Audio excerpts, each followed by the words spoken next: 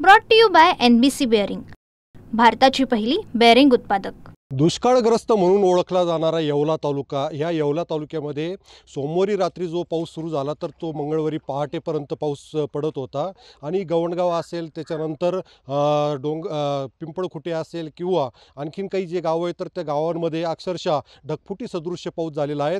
आपण आता या ठिकाणी मक्याच्या शेतामध्ये आलेलो आहोत। या ठिकाणी जर बघितलं तर आज तिसरा दिवस उजडलेला आहे, मात्र तरीसुद्धा या ठिकाणी जर बघितलं तर मोठ्या प्रमाणात शेतामध्ये पाणी आहे, पाण्याचा निचरा झालेला नाही, त्याच्यामुळे हे पिकं जे तर ते सडून जाणार आहेत। याचबरोबर जर बघितलं तर कपाशी असेल किंवा सोयाबीन असेल तर ह्या पिकांना सुद्धा मोठ्या प्रमाणात फटका बसणार आहेत।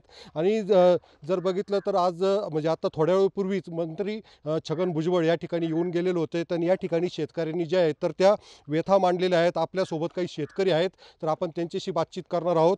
मला हे सांगत मावशी का या ठिकाणी भुजबळ साहेब जे येऊन गेलेले आहेत तर तुम्ही काय व्यथा मांडल्या, काय सांगितले?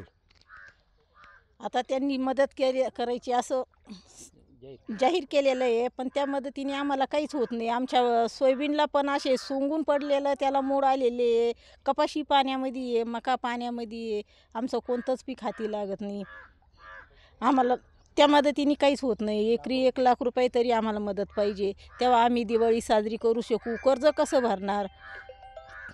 कर्ज भरायचं काय करणार? काका या ठिकाणी मंत्री भुजबळ आलेले होते तर तुम्ही काय मागणी केली? आम्ही मागणी त्यांना एकच केली की दिवाळीपूर्वी आम्हाला काहीतरी मदत, म्हणजे एकरी 1 लाख रुपये तरी मिळाले पाहिजे। आमची कापूस गेला, कपाशी गेली आणि कांदे पण गेले आणि मका पण गेली। सगळं पीक आज 4-5 दिवस झाले पाणीच हाताना जमिनीतलं, आणि पूर्ण शिवारात एकदम अशी ढगफुटीसारखा प्रकार झाला त्या दिवशी। रात्रभर पाऊस होता चालू। मला हे सांगा का या ठिकाणी भुजबळ साहेब आलेले होते तर तुम्ही काय त्यांना सांगितलं? त्यांना हेच सांगितलं का बाबा कमीत कमी एकरी 1 लाख रुपयाची तरी मदत आणि कर्जमाफीचं एवढा मुद्दा आम्ही साहेबांना सांगितला। कारण आज ही जी गुडघे इतकी जी परिस्थिती पाण्याची अख्ख्या शिवारामध्ये ही कुठे सगळे पिकं पाण्याचे, कांदे असेल, उन्हाळ्याची रोपं असतील ते गेले, बरेचसे पिकं गेले। सगळा खर्च करून आता आयतं घरी आणायचे तर ते गेले पावसानं।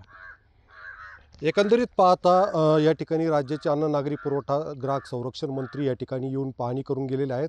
तर शेतकऱ्यांनी सांगितलं की आमच्या शेतकऱ्यांची दिवाळी गोड करायची असेल तर एकरी 1 लाख रुपयांची अशी भरघोस मदत करा।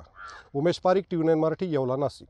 Brought to you by NBC bearing, भारताची पहिली बेअरिंग उत्पादक।